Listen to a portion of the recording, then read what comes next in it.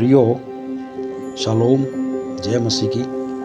पिता परमेश्वर इस HSIM चर्च की इस वीडियो को देखने वालों को बहुतायत की आशीष दे, स्वास्थ्य, शांति, आनंद और समृद्धि प्रदान करें। प्रियो, जब भी यीशु मसीह ने पृथ्वी पर रहकर बड़े बड़े आश्चर्य के कार्य किए, तो सभी बड़े सामर्थ के कार्यों को करने से पहले या उपरांत में वहाँ से रवाना होकर प्रार्थना करने को पहाड़ों पर या एकांत स्थान में चले जाते थे।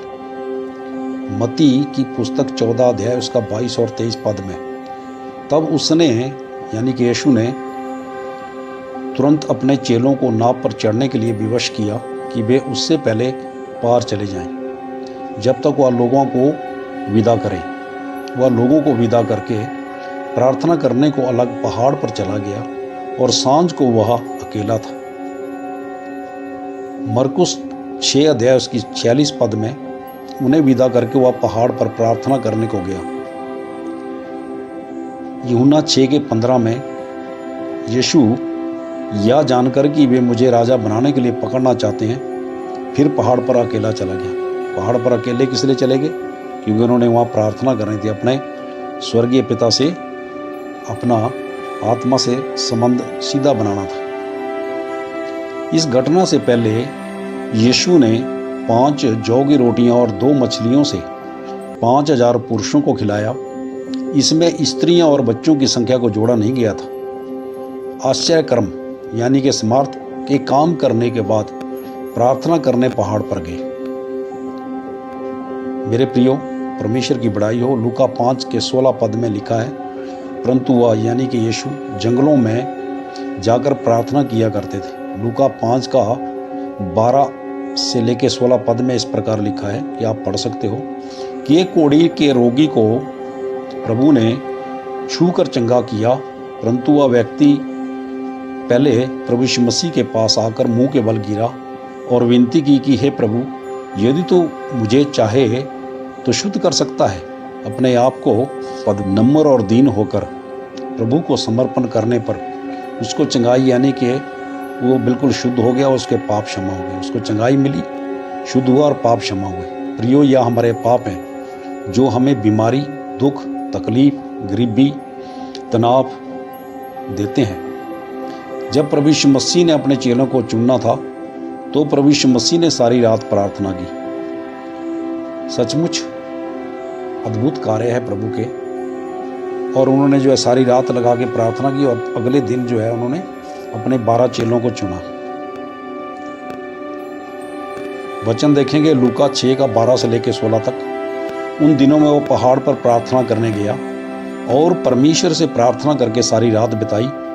जब दिन हुआ तो उसने अपने चेलों को बुलाकर उनमें से 12 चुन लिए और उनको प्रेरित कहा, और वे ये हैं सिमोन जिसका नाम उसने पतरस रखा, और उसका भाई अंद्रियास, और याकूब, और यूहन्ना, और फिलिपुस, और बरतुल्मै, और मत्ती, और थोमा, और अल्फई का पुत्र याकूब, और जो समोन जो जेलोतस कहलाता है, और याकूब का बेटा यहूदा, और यहूदा इस्करियोती जो उसका पकड़ाने वाला बना।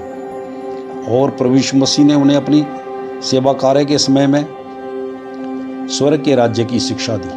प्रियो, जब भी प्रभु यीशु मसीह प्रार्थना के उपरांत जो भी कार्य करते थे तो चेले प्रभु की उस महासमार्थ के कार्यों को देखकर और प्रभु पर और भी अधिक विश्वास से भरते जाते थे।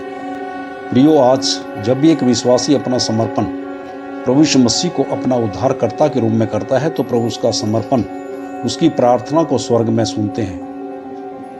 क्योंकि आज हमारे शरीर प्रभु के पवित्र आत्मा के मंदिर हैं और हम जो भी प्रार्थना करते हैं तो उसका उत्तर हमें आशीष के रूप में प्रदान करते हैं। वचन देखेंगे दूसरा अध्याय दूसरा इतिहास उसकी 7वां अध्याय 15 पद। अब से जो प्रार्थना इस स्थान में की जाएगी उस पर मेरी आंखें खुली और मेरे कान लगे रहेंगे। प्रियो, यह है पिता परमेश्वर का वादा जो उन्होंने हमें प्रदान किया, परंतु शर्त है कि हमें अपने स्वर्गीय पिता, सर्वशक्तिमान पिता परमेश्वर को समर्पित करके यीशु के नाम से अपने शरीरों का आत्मिक बलिदान चढ़ाकर अपने हृदय रूपी वेदियों से उनका धन्यवाद का बलिदान चढ़ाकर उनको प्रसन्न करना है।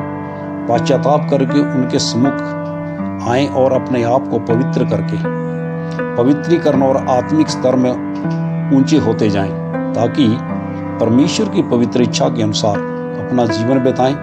वह प्रभु यीशु मसीह के दूसरे आगमन के लिए अपने शरीर, प्राण और आत्मा में जो उनकी दुल्हन है पवित्र आत्मा के फलों से भरते जाएं। प्रियो, इस वीडियो से आपको पिता परमेश्वर प्रभु यीशु मसीह के द्वारा जो भी, तो कृपया कमेंट करें। इस वीडियो को सब्सक्राइब, लाइक और शेयर अवश्य करें, ताकि आपको नोटिफिकेशन मिले, जिसके द्वारा आपको नई नई वीडियो को आपको देखने को प्राप्त हो, आपको नई आशीषें प्रभु से प्राप्त हो। जय मसीह की। शालोम। हालेलुया।